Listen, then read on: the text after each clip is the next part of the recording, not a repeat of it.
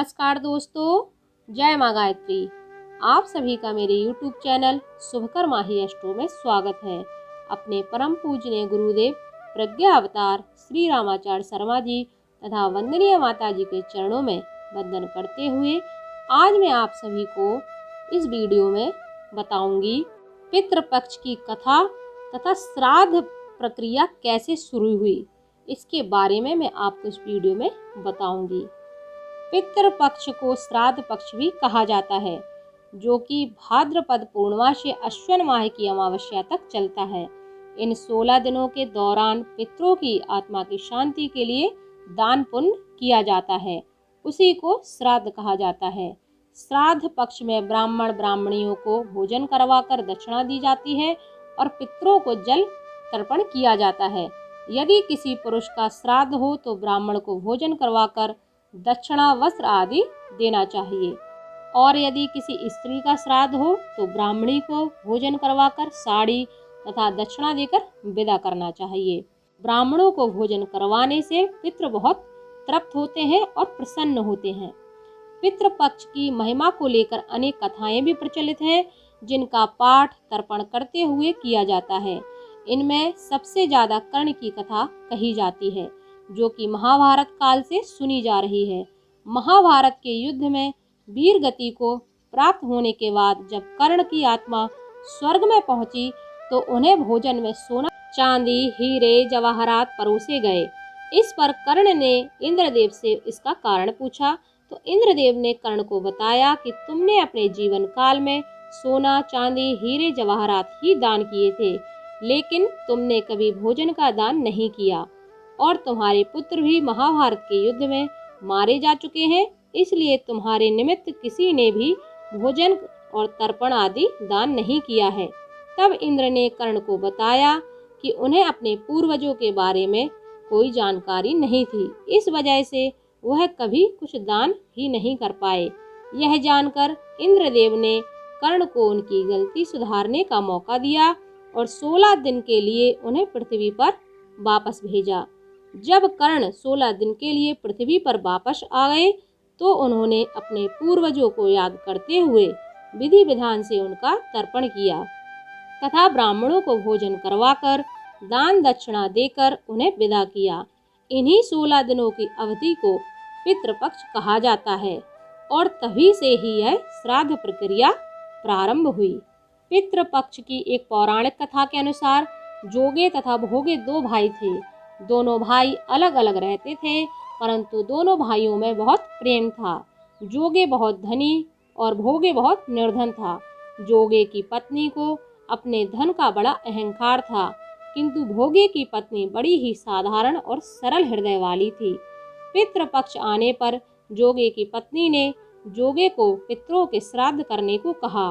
तब जोगे ने इसे व्यर्थ कार्य समझकर टालने की चेष्टा की, परंतु उसकी पत्नी समझाती थी कि यदि वह ऐसा नहीं करेंगे तो लोग बातें बनाएंगे, और उसे यह अपने मायके वालों को अपनी शान दिखाने और दावत पर बुलाने का यह उचित अवसर लगा।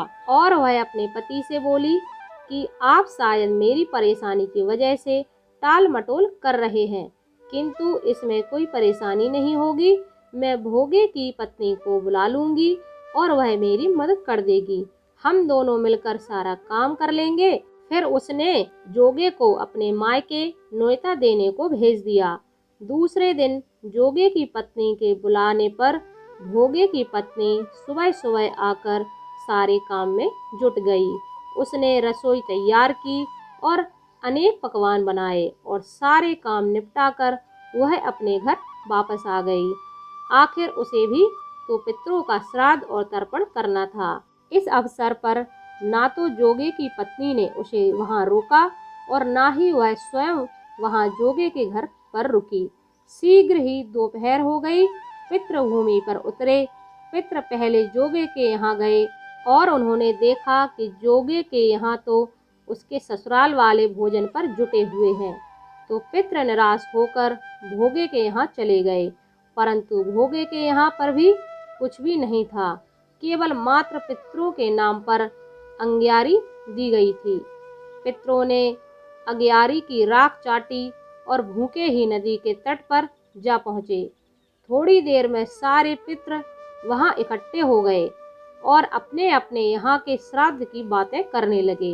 इसके बाद जोगे भोगे के पितृ ने भी अपनी आपबीती सुनाई और जोगे भोगे के पितृ सोचने लगे कि अगर भोगे समर्थ होता तो शायद उन्हें आज भूखा ना रहना पड़ता, मगर भोगे के घर में तो 2 जून की रोटी भी नहीं थी।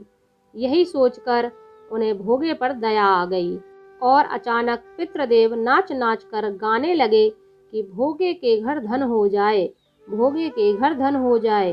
शाम होने को हुई और भोगे के बच्चों को कुछ भी खाना नहीं मिला और बच्चों ने अपनी माँ से कहा कि माँ हमें भूख लगी है। बच्चों को टालने की वजह से भोगे की पत्नी ने कहा कि जाओ आंगन में हौदी औंधी पड़ी है, उसे जाकर खोल दो और जो कुछ मिले बांटकर खा लेना। जब बच्चे वहां पहुंचे तो देखा कि हौदी सोने की मोहरों से भरी पड़ी है। बच्चे दौड़कर अपनी माँ के पास आए और उन्होंने सारी बात भोगे की पत्नी यानी अपनी माँ को बताई। बच्चों की बात सुनकर भोगे की पत्नी आंगन में आई और उसने हौदी को मोहरों से भरा हुआ देखा और वह हैरान हो गई। इस प्रकार भोगे भी धनी हो गया। इसके बाद अगले साल जब श्राद्ध का दिन आया तो भोगे की पत्नी ने 56 प्रकार के भोजन बनाए और उसने ब्राह्मणों को बुलवाकर विधि विधान से श्राद्ध किया, भोजन करवाया, दक्षिणा दी। अपने जेठ और जेठानी को सोने के बर्तनों में भोजन करवाया। इससे पितृ बहुत प्रसन्न और तृप्त हुए। भोगे के पितरों ने विधि विधान से श्राद्ध करने पर भोगे को संपन्न कर दिया। वैसे ही पितृपक्ष में अगर कोई अपने पितरों का विधि विधान से श्राद्ध और तर्पण आदि संस्कार करता है तो उसे धन धान्य की प्राप्ति होती है और उसके जीवन के सारे कष्ट दूर हो जाते हैं।